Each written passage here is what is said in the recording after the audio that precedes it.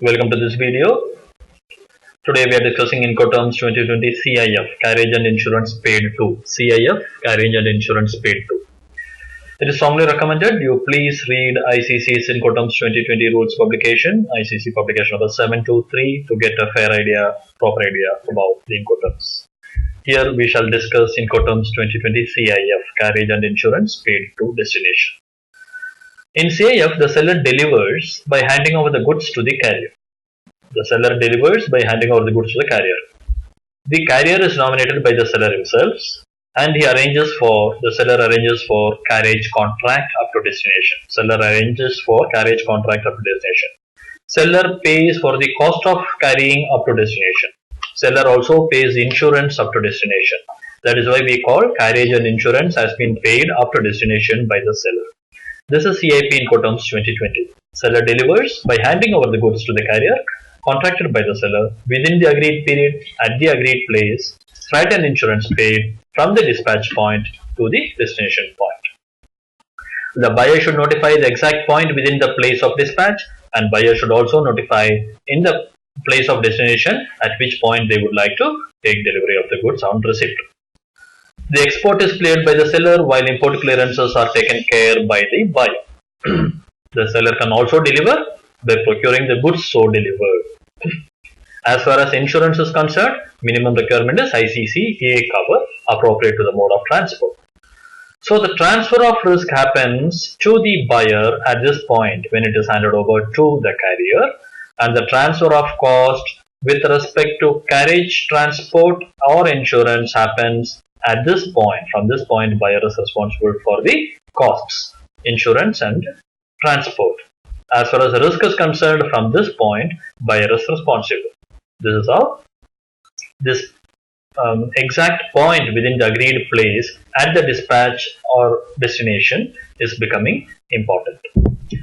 Let us see the seller's obligation in Incoterms 2020 CIP, carriage insurance paid to destination. The seller must provide the goods and the commercial invoice and evidence in conformity with the contract.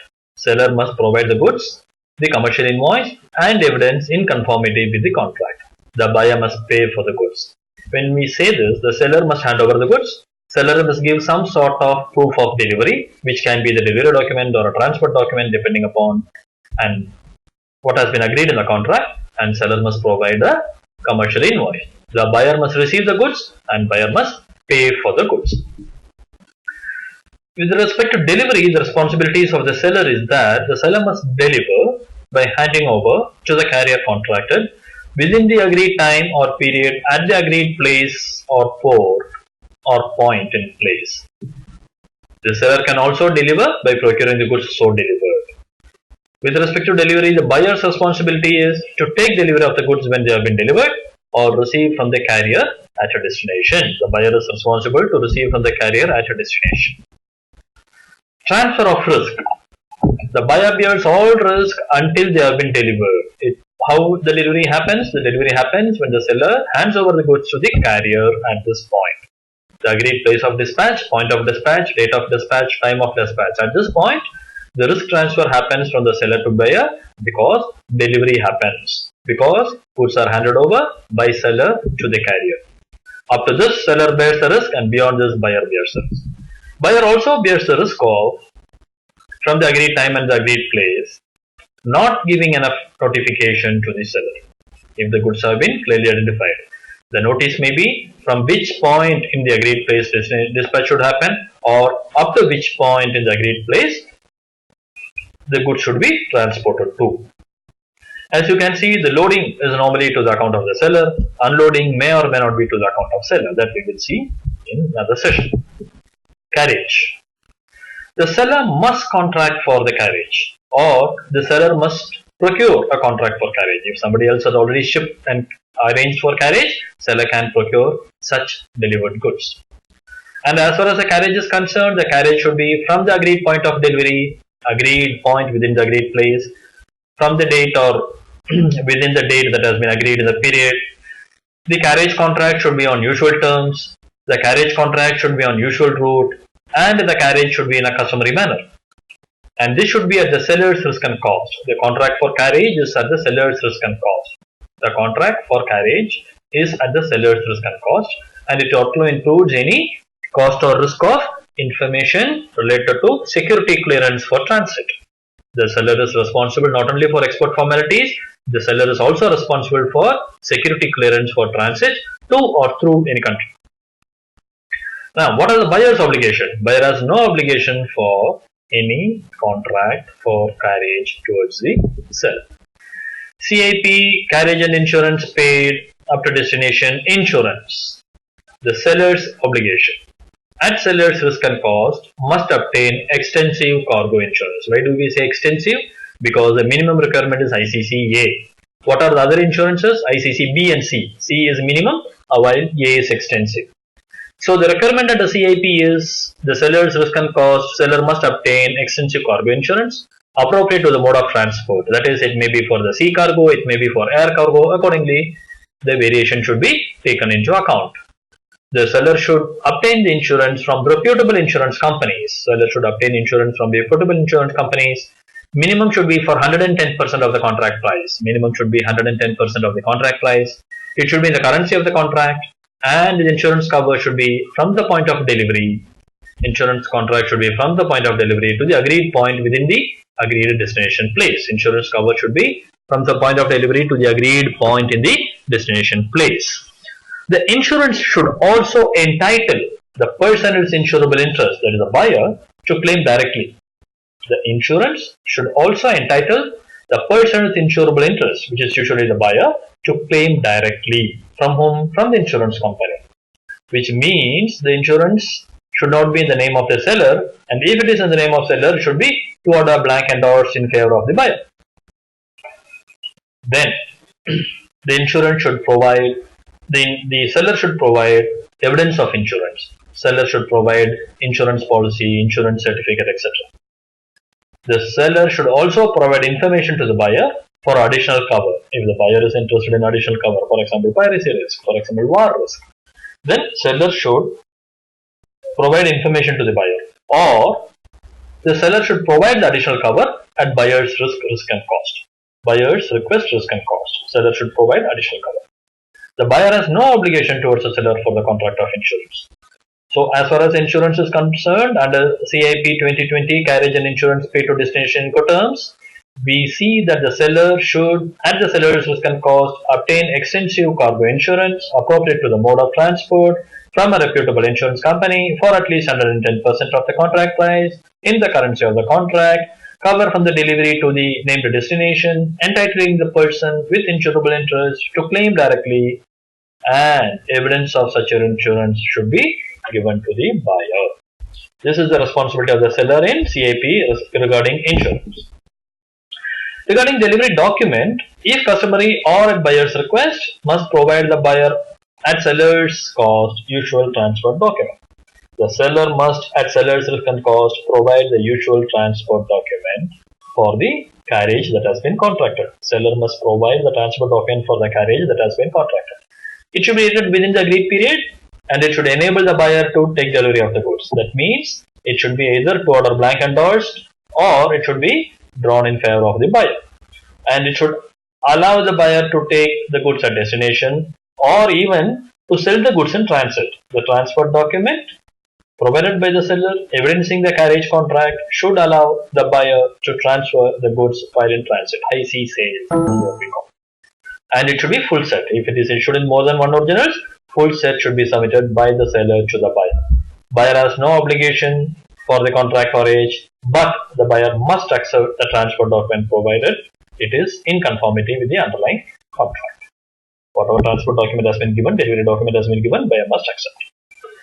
As far as the clearances are concerned, under CIP Incoterms 2020 carriage and insurance paid up to destination, the seller must carry out and pay for all formalities like licenses, security clearances, and pre-shipment inspection. Seller must pay for and carry out all formalities like licenses, security clearances, and pre-shipment inspection for export. The seller must arrange the clearances for export. At the buyer's request, risk and cost, seller may provide information or document for import clearances. At buyer's request, risk and cost, seller may provide information and document for import clearances. So seller must carry out and pay for formalities like licenses, security clearances and pre-shipment expense for export.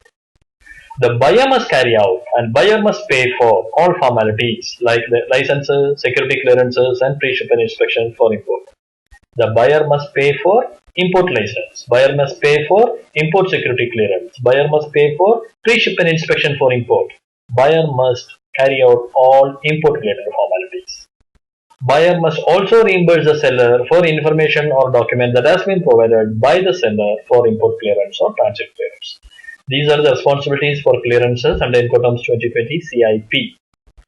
CIP, carriage and insurance pay to destination checking. The seller must pay for the cost of checking for quantity, checking for quality, measuring, weighing, counting, everything seller must pay for. Seller must pay for whatever is necessary for delivering the goods, including packing in an appropriate manner, marking the goods. Seller must pay for pre-shipment inspection if mandatory in the country of export. The buyer has no obligation. Seller is obligated to ensure the counting, the checking of the quality and the packing for export and also carrying out pre-shipment inspection. Incoterms 2020 CIP. Allocation of cost. The seller must pay for all costs relating to the goods until they have been delivered. So this is the place where the delivery happens when the seller hands over to the buyer, to the carrier. When the seller hands over to the carrier, the delivery happens. Until this point, all risk and costs are to the account of the seller. Thereafter, it is to the account of the buyer. Seller also pays for transport and loading costs. Seller also pays for transport and loading costs. Now, regarding the transit cost and unloading cost, if it is covered in the contract for carriage, it should be borne by the seller. Regarding the transit cost and unloading cost, if it is covered by the carriage for contract, then it should be paid by the seller, which means it cannot be recovered from the buyer. The cost of providing the usual proof to the buyer of the delivery is to the account of the seller. That means the cost of obtaining a transport document to be given to buyer is to the account of seller. The cost of obtaining a transport document is the responsibility of seller. The duties and taxes for export clearance are to be paid by seller. The duties and taxes for export clearance is to be paid by seller. Seller should also reimburse the buyer for information or documents provided for export clearance. Regarding buyer's obligation, buyer must pay for all costs from the moment they have been delivered. Buyer must reimburse the seller for information or documents provided for import clearance or transit clearance. Buyer must pay for duties and taxes for import. Buyer must bear the additional cost in case of failure to give notice, provided the goods are clearly identified as contract goods. CIP, carriage and insurance pay to destination Incoterms 2020 notices. Seller must notify that the goods have been delivered. Seller must notify to enable the buyer to receive the goods. The buyer has no obligation but to give notice as to the dispatch time within the agreed period, or the point of dispatch within the agreed place, or the point of receiving within the agreed destination. The buyer must notify the seller if provided for in the contract. The buyer must also notify of any security or transport related information or document required. The buyer must also notify the seller about any information or document required for security clearances or for transport. So we have been talking about CIP, carriage and insurance paid up to destination in Incoterms 2020. The seller delivers by handing over the goods to the carrier, by handing over the goods to the rider within the agreed date and time, at the agreed place, within the agreed place, the agreed specific point. Carriage and insurance is paid up to a specific point within the agreed destination place. The goods are cleared for export by the seller. The seller also delivers by procuring the goods so delivered. The minimum insurance requirement will be ICCA, and the cost of carriage will normally include cost of loading and sometimes cost of unloading or transit also. Please keep coming back for more videos on Incoterms. We were talking about CIP Incoterms 2020. Thanks for watching this video.